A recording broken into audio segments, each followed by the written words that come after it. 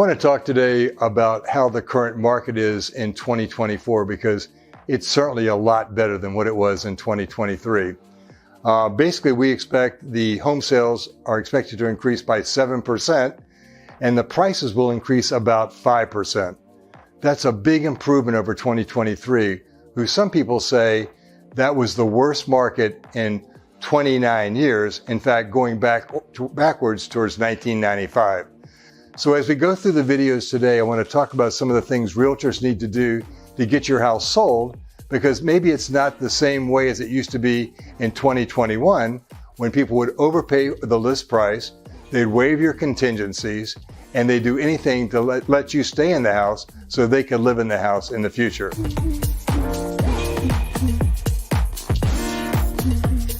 So in real estate, you can buy a house or you can rent a house. And I want to tell you that the rental market has certainly been changing ever since November of 2023. In fact, we're seeing some rental rates go down.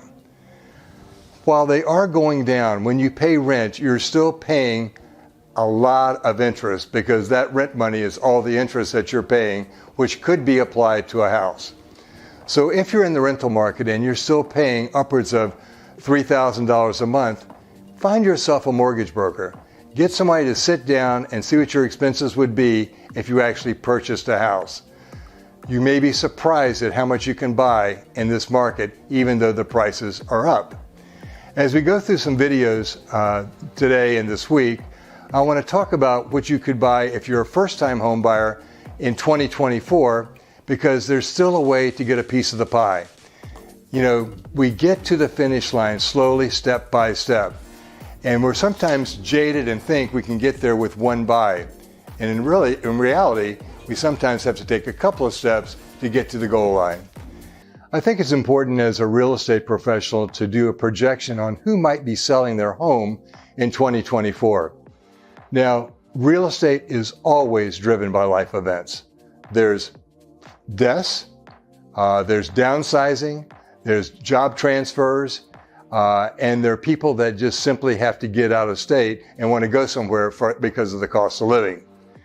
While there's always life events that will occur, if you then look at the frequency within those life events, I think it's important to look at how we might identify sellers in 2024. For example, there is an interesting trend going on with regards to marriages or relationships. And that trend is that we're seeing more divorces than ever. Divorces, like you have a couple that's been married, they have a property, they have to split the property. Because in Florida, that's a joint ownership state. That's a potential likelihood. But in addition to those divorces, something else peculiar is happening in the market, and they're called silver divorces. Silver divorces are seniors who have been married, probably have kids, they break up, they don't hate each other.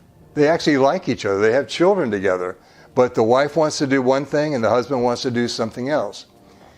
As a realtor, if you understand the dynamics of what's going on in this marketplace, that may give you additional opportunities. For example, you not only get a chance to sell their house to help them move on to their new life, but both the wife and the husband will reestablish some other residency. So you might have the opportunity to refer them to another realtor in another area, or perhaps sell them both a property in the area, in the same area of Broward County. It's not difficult if we think about it. It's very important to think about it so that we can understand that who's selling houses today is based not only on life events, but their personal events as well.